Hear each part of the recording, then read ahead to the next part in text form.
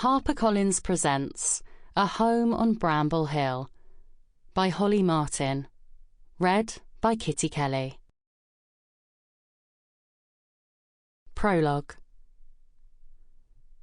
Joy crouched down behind the bush, her heart hammering against her chest. Someone had called the police, and now, after 2 years, she was finally going to get caught. Her car was hidden in the dark trees behind her, and she glanced towards it, trying to decide whether to make a run for it. It was quite far, maybe 100 meters or more. She peered through the leaves at her would-be captor. He was a lot older than she was, and held a bit of weight on his stomach.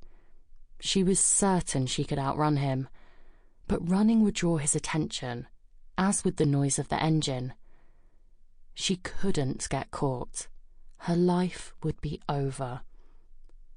The policeman walked slowly towards where she was, and she tried to make herself as small as possible. He was only a few meters away now. If she was going to run, now was the time to do it. Suddenly, another policeman came round the edge of the house with a dog, a great, snarling Alsatian. "Come on, Phil, there's nothing there," the dog handler called. "There's no sign of a break-in, no damage. It was probably just kids messing about. They'll be long gone by now. Or shall I release Tiger? He's dying for a run around." Tiger? Joyce swallowed as she felt cold sweat prickle her neck. "Keep that savage beast on the lead. You know we don't see eye to eye," Phil called back, rubbing his bum as he obviously remembered his last run-in with the evil hound. Tiger and his owner disappeared back round the house, and with a last look in her direction, Phil turned away too. Just then, her stomach gurgled loudly, and Phil whipped back to face her, grabbing his baton like it was a loaded gun. "Colin!" called Phil. Her heart in her mouth, she leapt up and ran. "Oi, police!" yelled Phil. "Stay where you are!" Joy leapt over a log and tore through the trees. Behind her she heard Tiger bark, and she pushed herself faster. The branches caught her clothes and hair, like fingers dragging her back. Black metal gleamed in the moonlight, and she ran for it. She threw her rucksack into the passenger seat as torchlight danced through the trees towards her. She quickly started the car, threw it into reverse, and seconds later she hit the road. Thanking her brother for teaching her the darker side of how to drive, she slammed her foot on the brake and spun the wheel, executing a perfect J-turn manoeuvre before tearing off up the road. The road stayed empty behind her. She took the first turn off, and her wheels screeched as she took several other corners in quick succession.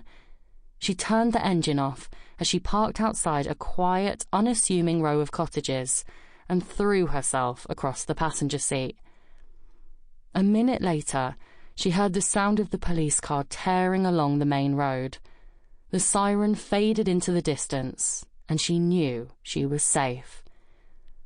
With a shaky hand, she pushed her hair from her face and waited for her heart to stop pounding. That was close. Too close. Chapter 1. "Please let me lick it," Joy said. No way. Not in my car," Alex said. "I'm driving as fast as I can.